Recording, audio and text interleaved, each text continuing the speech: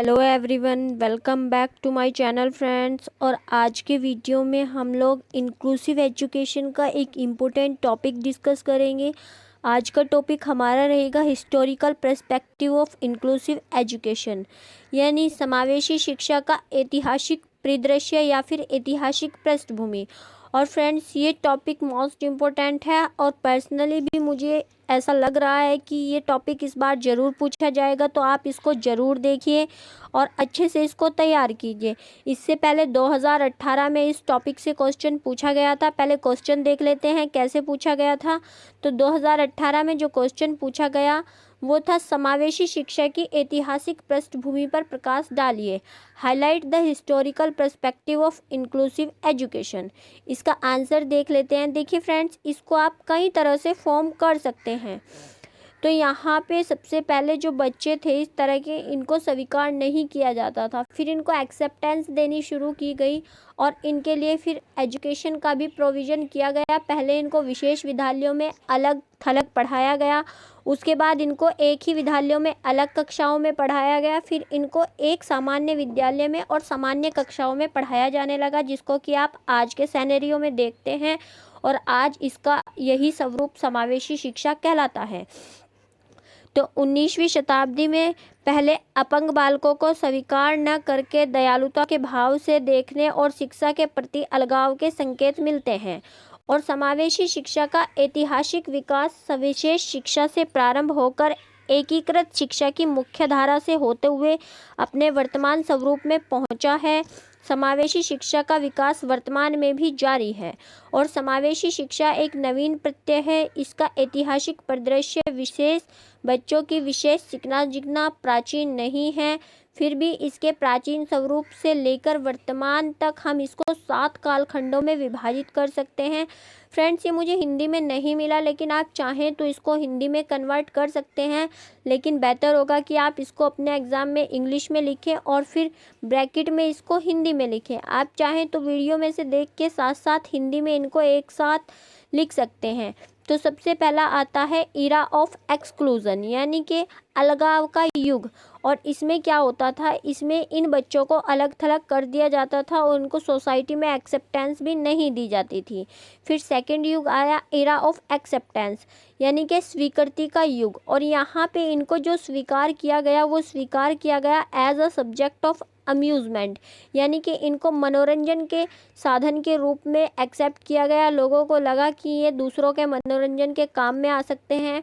और पश्चिमी देशों में, ये हम पश्चिमी देशों की बात कर रहे हैं, पश्चिमी देशों में इनको सर्कस वगैरह भी ज्वाइन करवाए गए। इसके बाद आया era of legal discrimination and witchcraft.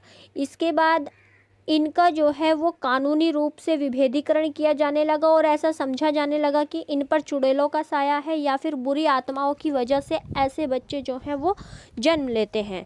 इसके बाद आया era of sympathy and asylum, यानी कि सहानुभूति का युग। और यहाँ पे इन बच्चों के साथ सहानुभूति दिखाई जाने लगी, इनको फैमिली में एक्सेप्टेंस दी जाने लगी, लेकिन अभी भी इनकी एजुकेशन के लिए कोई विचार नहीं किया गया। और इसके बाद फिफ्थ इरा जो आई, यहाँ पे इरा ऑफ आइसोलेटेड सेटिंग, यानी कि विशेष शिक्षा का युग। और यहाँ पे विशेष विद्यालयों की स्थापना की गई जहाँ पे इन बच्चों को विशेष शिक्षा दी गई। इसके बाद आता है आपका सिक्स्थ, जिसमें है इरा ऑफ सेग्रीगेटेड सेटिंग्स, यानी कि जो आपका पृथक्करण का युग है वो इसको आप कह सकते हैं। यहाँ पे क्या किया गया कि इनको स्पेशल क्लासेस दी गई रेगुलर स्कूल्स में, यानी कि सामान्य विद्यालयों में इनको जो है वो विशेष कक्षाओं में स्टडी करवाई गई। देन आता है आपका इरा ऑफ इंक्लूसिव सेटिंग, यानी कि समावेशी शिक्षा का युग। और यहाँ पे इनको जो है सामान्य बच्चों के साथ सामान्य विद्यालयों में शिक्षा देने का प्रावधान किया गया। तो फ्रेंड्स, ये कुछ इरा थे, आप इनको एक्सप्लेन करके भी लिख सकते हैं, लेकिन हमें यूरोप में और अमेरिका में इसका विकास अलग अलग पढ़ना है। तो यहाँ पे फिर से हमें एक बार और इसको डिवाइड करना होगा। आप चाहें तो इसको अलग अलग पार्ट्स में डिवाइड करके लिख सकते हैं। 20वीं शताब्दी के उत्तरार्ध में नवीन विचारों और धारणाओं ने बाधित बालकों की शिक्षा के नए द्वार खोल दिए और अब ये समझा जाने लगा कि अपंग एवं बाधित बालक सामान्य बालकों से अलग नहीं हैं। 19वीं शताब्दी में यूरोप में और अमेरिका में अपंग बालकों की शिक्षा के लिए क्रमबद्ध प्रयास हुए। देखिए फ्रेंड्स, समावेशी शिक्षा का प्रत्यय जो है वो विकसित तो जो है यूरोप में ही हुआ था, लेकिन इसका सबसे ज़्यादा डेवलपमेंट जो है वो अमेरिका में हुआ। और इसका यूरोप में जब स्टार्टिंग हुई थी तो एक व्यक्ति थे इटार्ड, जिन्हें कि समावेशी शिक्षा का जनक भी माना जाता है। तो सबसे पहले हम समावेशी शिक्षा का यूरोप में विकास देख लेते हैं। और यूरोप में इसका विकास हुआ तो यहाँ पे इटार्ड का योगदान है। जो बाधित बालकों की शिक्षा के जन्मदाता हैं वो अधिकांश यूरोप के चिकित्सक थे, जिनमें इटार्ड का नाम प्रमुखता से आता है। अपंग बालकों की शिक्षा का श्रेय इटार्ड को जाता है। इन्होंने विक्टर पर प्रयोग से सिद्ध कर दिया कि मानसिक मंदित बालक भी सीख सकते हैं और उनमें भी सुधार लाया जाता है। इसीलिए इटार्ड को अनुदेशनात्मक विधियों का जन्मदाता भी कहा जाता है। और इसके अलावा समावेशी शिक्षा के जनक भी इटार्ड ही माने जाते हैं। देखिए फ्रेंड्स, विक्टर नाम का एक बच्चा था जो कि मानसिक मंदित था और वो 3 से 4 साल की एज में उसको जंगल में छोड़ दिया गया। इसीलिए इसका भाषा विकास भी नहीं हो सका और वो जानवरों की तरह ही जंगलों में रहता था।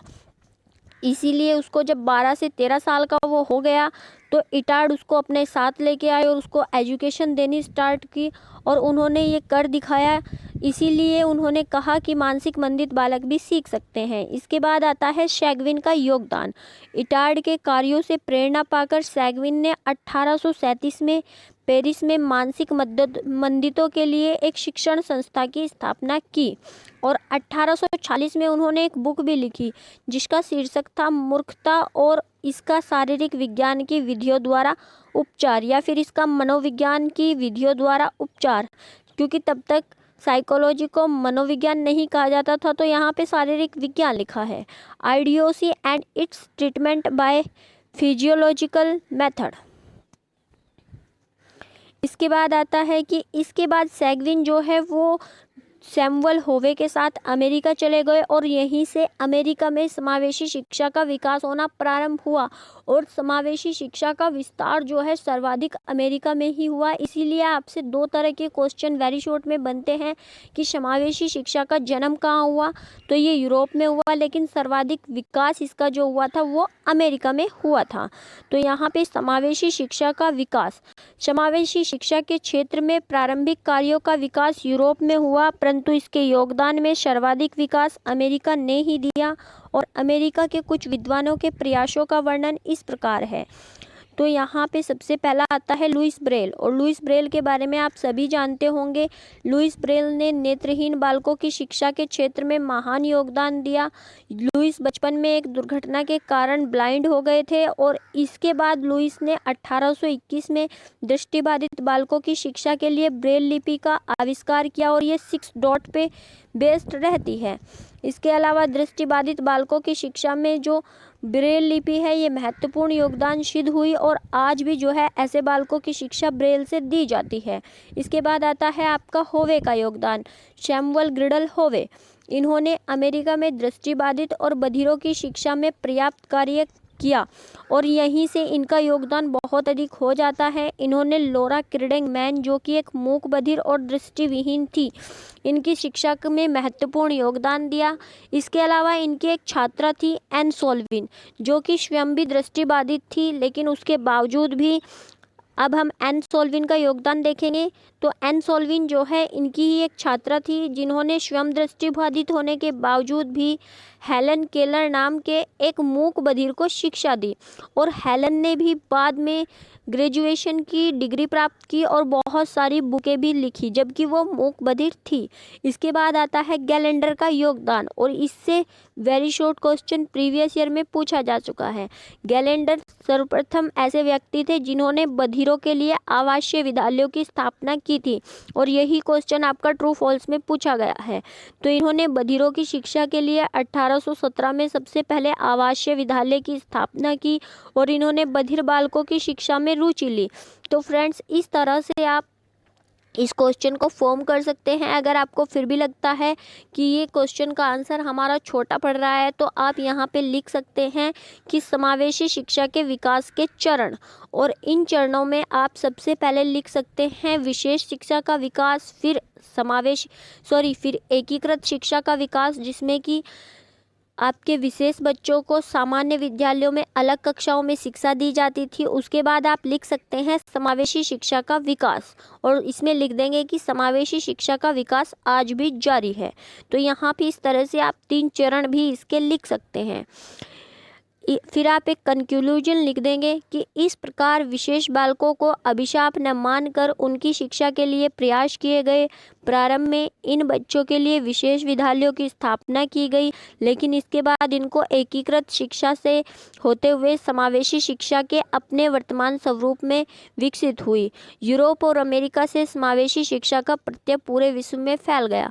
तो फ्रेंड्स, ये था आपका इंक्लूसिव एजुकेशन का हिस्टोरिकल पर्सपेक्टिव, और ये काफ़ी इम्पोर्टेंट हो जाता है। पर्सनली इस बार मुझे बहुत ज़्यादा लग रहा है कि ये क्वेश्चन आपको प्रीवियस ईयर में पूछा जाएगा, तो आप इसको ज़रूर अच्छे से तैयार कीजिए।